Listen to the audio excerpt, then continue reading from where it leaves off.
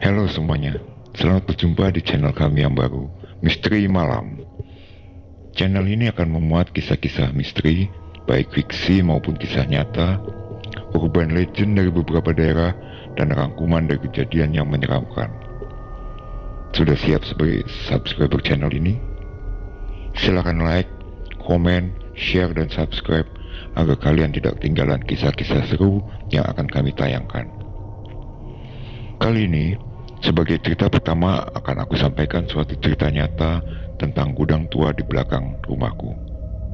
Sudah siap menyimak? Jangan di skip ya, biar ceritanya utuh kalian dapatkan. Begini kisahnya. Dulu aku tinggal di sebuah kota kecil di pinggir sungai Cimanuk. Sampai aku tamat SMA, barulah aku hijrah ke Jakarta untuk melanjutkan kuliah dan bekerja. Rumahku termasuk rumah tua dengan arsitektur sederhana, namun masih terasa gaya Belandanya. Terbilang cukup panjang rumahku. Depannya di jalan raya, sampai ke belakang ketemu jalan lagi di pinggir tanggul Sungai Cimanuk kala itu. Rumah induk di bagian depan. Di tengah masih ada kebun pisang dan tanah kosong. Sedangkan bagian belakang terdapat gudang tua yang disewakan ayahku sebagai garasi truk milik orang. Nah, dari gudang tua inilah kisah ini ingin aku ceritakan. Tinggi gudangnya sendiri mencapai 6 meteran. Waktu aku kecil sering main-main di dalam gudang itu, walau sering dilarang ibuku karena khawatir roboh gudangnya. Aku main di dalam gudang itu karena suara kita menggema. Aku teriak dan ada gema dari suaraku. Pada suatu hari, waktu aku main bersama kakakku di gudang itu, kakakku sengaja teriak menyebut namaku.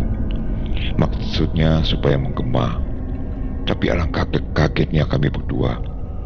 Suara gema yang terdengar mirip suara kakek-kakek. Aku dengan kakakku kaget dan saling berpandangan. Karena biasanya suara gema tetap suara kami yang memantul. Kakakku nekat mengulangi lagi teriakannya.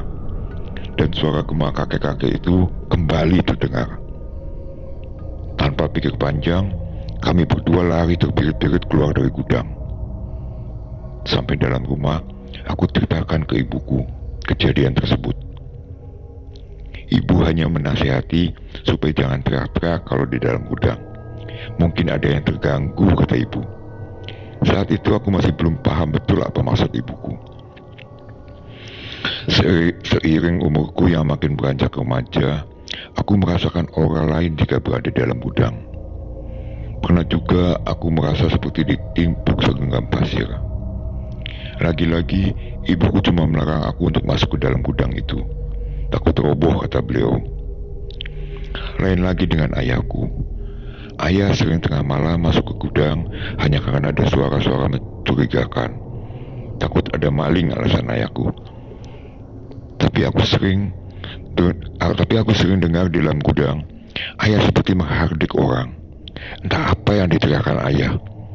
Aku sendiri nggak terlalu jelas mendengarnya. Tapi kegiatan ayahku mengontrol gudang tiap malam hampir selalu dilakukannya. Ayahku memang pemberani kalau urusan begini. Pernah suatu kali aku bermimpi sampai mengigau ketakutan.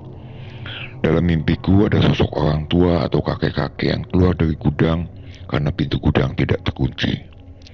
Yang menakutkan aku dalam mimpi itu, si kakek banyak sekali pengikutnya. Sepertinya mereka berusaha masuk ke dalam rumahku, tapi dilarang oleh sosok kakek itu. Aku berteriak ketakutan dan terbangun karena ibuku membangunkan aku.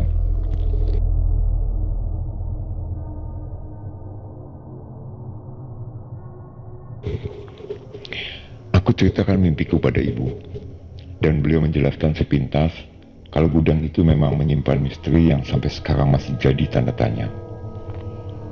Walaupun sering adanya isyarat kalau gudang itu berpenghuni, mereka, para penghuni itu, tidak pernah mengganggu secara fisik maupun psikis. Paling penampakan atau bunyi-bunyian dari dalam gudang. Usiaku menginjak 17 tahun, hampir lulus dari SMA. Ayahku meninggal karena sakit mah yang kronis. Nah, setelah ayahku meninggal, aku sering didatangi ayah dalam mimpi. Mimpinya seperti nyata. Sampai dalam mimpi itu, aku mempertanyakan sebenarnya ayah masih hidup atau sudah meninggal. Dan satu yang aku dapatkan, dari setiap mimpiku didatangi ayah selalu muncul dari gudang itu, dan selalu saja setelah mimpi itu aku mendapatkan hal yang tak terduga. Baik itu hal yang baik maupun hal yang buruk. Jadi aku simpulkan, ayah masih selalu mengawasi kami sekeluarga dan memberi isyarat akan terjadi sesuatu melalui aku. Entahlah. Misteri gudang tua ini terus berlanjut sampai aku dewasa dan tinggal di lain kota. Dari mulai renovasi yang gagal karena tiba-tiba pemborong tidak sanggup mengerjakan, sampai tidak ada pembeli yang berminat walaupun dijual dengan harga murah. Tapi herannya, kalau sekedar dikontrakan, banyak sekali yang mau. Kedua orang tuaku sudah tiada. Sekarang rumah kami ditinggali oleh kakakku yang tertua. Dan menurut cerita kakakku, di dalam gudang itu masih teronggok pasir yang dulu mau dipakai merenovasi gudang. Dan bunyi-bunyian juga masih sering terdengar.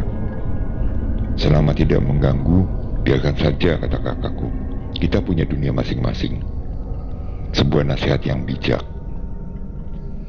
Demikian kisah yang dapat kami sampaikan dari kisah nyataku dalam tayangan perdana channel ini.